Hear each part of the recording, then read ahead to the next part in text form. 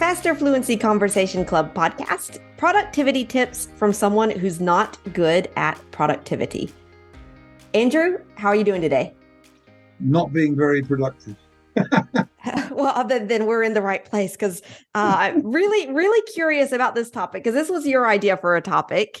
Productivity tips from someone who's not good at productivity. And you said, this is great because I've got a list of productivity tips, but I'm not very good at it. And I said, great, let's do it. So I don't know. Yeah, I'm really curious to see. Tell us first, maybe tell us a little bit. How did you come up with that idea? Well, I mean, the suggestion was about productivity, and I thought, who am I to talk about productivity? Because I'm not very productive. I mean, that's a joke. I can be extremely productive, but exactly, I'm not somebody who can be productive. I'm more a sort of a creative or artistic personality. Some people are very good at being every day, very disciplined and very regular. Right. That's not me, so I can have deserts of productivity, and then I can have, fantastic volcanoes of productivity. Bursts of productivity, yeah. Yeah, so I can give tips based on when I'm in full flow, when I'm exactly feeling good and I'm productive, I'm creative. Right. No. Okay, great. Yeah. So I'm very curious to hear these. And I think that's, that's interesting that you said that because, I think a lot of times people are like, oh, like you said, very disciplined and whatnot. And you can be productive without, I don't know. There's some people are, like you said, some people are really good at having that discipline and that organization. And some people not consistently, but it doesn't mean that they don't get things done. Well, some of the greatest artists in history, you can't say they were not productive, right?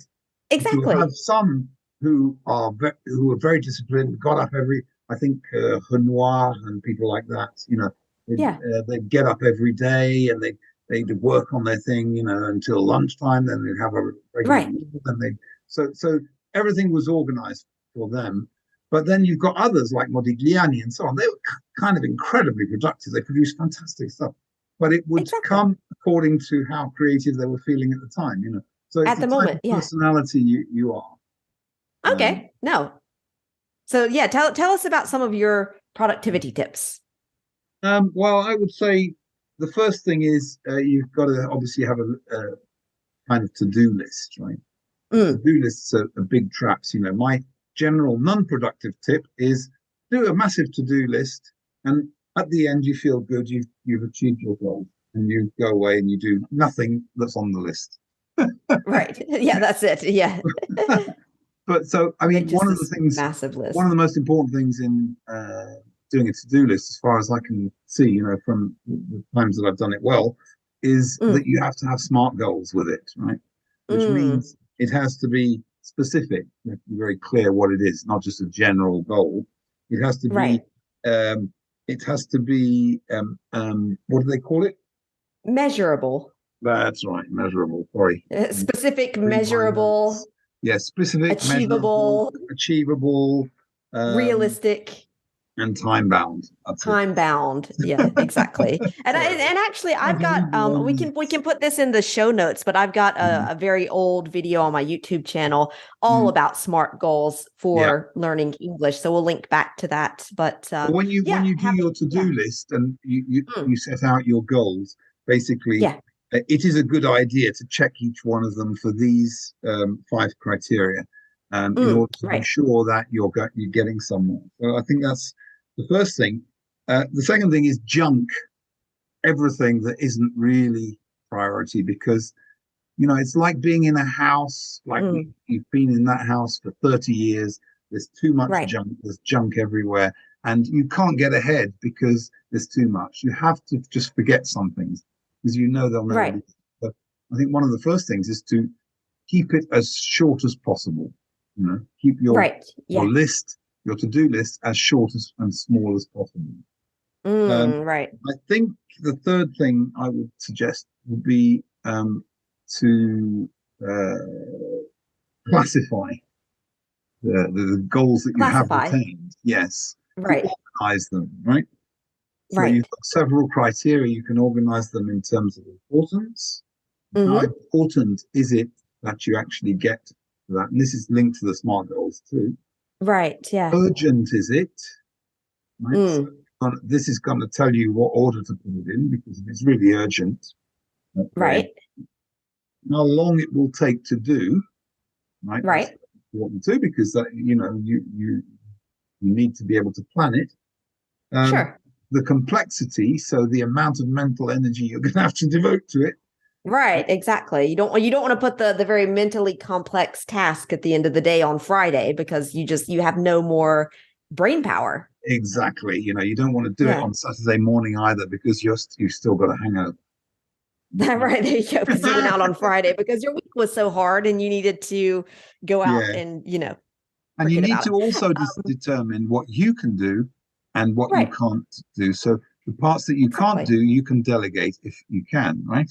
Right. And in delegation, you've got two things. You've got to delegate, which is to give people achievable, again, that's SMART goals, or to dump, right? Which is you just say, oh, I can't deal with this. Take this, do it. And that's a very dump it on someone else, right? And that just I feel like it makes you feel kind of good in the moment because you've cleared it off of your plate. Yeah. But in the end, it's gonna maybe be less productive twice as much work. Right, exactly. So because you're going to have to go back and fix the mistakes because it wasn't properly delegated. Yeah. And that means that the person maybe did it, but they didn't do it correctly because they didn't quite understand. And so you've got to delegate means also taking the time up front to explain it to someone and to go through it with them to make sure that it takes time. They're able to do it. Yeah. Absolutely. No, exactly. And then I think in the last phase is basically how you schedule it, so that's going to depend on all the criteria that we've talked about, how long it's going to take, what the urgency is, and so on. But you put it on a timeline, so that, but you keep it achievable, you keep it simple, and you give yourself flexibility to be able to change, because there's always things that come in and so on and so forth. So you can't put it on a very tight schedule, but you put it on a relatively loose schedule, giving yourself as much time as possible, because there's always more that has to be done. And one of the questions is, do you put the quickest first, or do you put the most complex first? What do you do? Yeah. What do you do, Christina? What I've started doing, and I would say I've just started it this week, actually, because I feel like I tend to try different approaches to productivity every couple of months or so. And what I've started doing is at the end of the day, hold on, I can tell you my closeout routine. Because I've written it By the out. way, the expert on productivity here is Christina, not me. Right. I don't know. I feel like I've just tried out every productivity routine out there. But what I'm doing at the moment is the closeout routine. And so it's at the end of the day, reflect and ask yourself, okay, what happened today that I'm grateful for? A little bit of gratitude. What actions moved me closer to my goals? And are there any changes I can make to do better tomorrow? So reflecting on those three questions, writing down the three biggest and most important to-dos for tomorrow, and do those before anything else. So that's what I'm trying to do starting this week. And I found that it is very helpful, because what I do is I'll turn my computer on, but I shut off all notifications until I get through these three things. I think that's a very important thing. Yeah. Yeah, exactly. So I'm like, if you're trying to send me a message at 9:00 in the morning, I'm basically in a hole. And so that's what I like. And that in a cave, not in a hole. I'm in a cave. Exactly.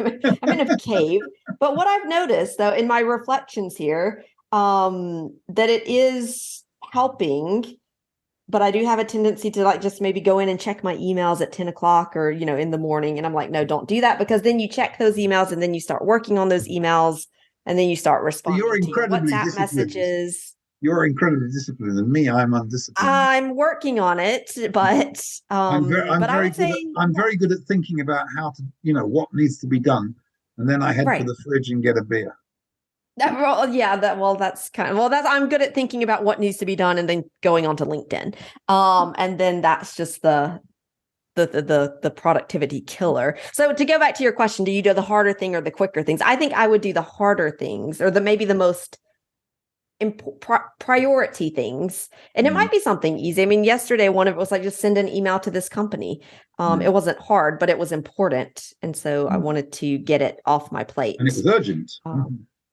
It wasn't urgent, but it was, I would say it's important because it was something they were like, oh, can you send us this link for the podcast? So it wasn't urgent, but I was like, oh no, I want to get that to them in a timely manner. And so it was important. Okay. So it was on my. Just to finish off with this. Yeah. My advice is coming from place of non-productivity, right? Not non-productivity, but not non-productivity, but brilliant, not brilliant regular. I couldn't do one of those jobs where I have done it in the past. Sure. But it's not my greatest thing. But what there's an expression that you can use here, which does exist in all languages, but in English we say the cobbler's children are the worst shod. Right. Means exactly. The children of the man who repairs your shoes are the ones who have the worst shoes. Right, exactly. And I feel like that's you can be very good at identifying and knowing what needs to be fixed and how to fix it, but it doesn't mean that you're the best at actually taking your own advice, and that's totally fine. Actually, in general, consultants like me, right? Yeah. Are the worst at what they advise others to do. At what they actually, I would say that they're the worst at doing the thing that they're telling other people. But that you're not paying a consultant to do it for you. You're paying a consultant to give you guidance and structure and framework and push. And it's like a sports coach. You don't have to be able to run a marathon in 2 hours in order to be a good marathon coach. You have to know how to get someone to reach their goal. So no. All right. Thanks a lot, Andrew, for all of that advice. Very interesting conversation. And we'll talk to you soon. Okay. Bye-bye. All right. See ya. Bye.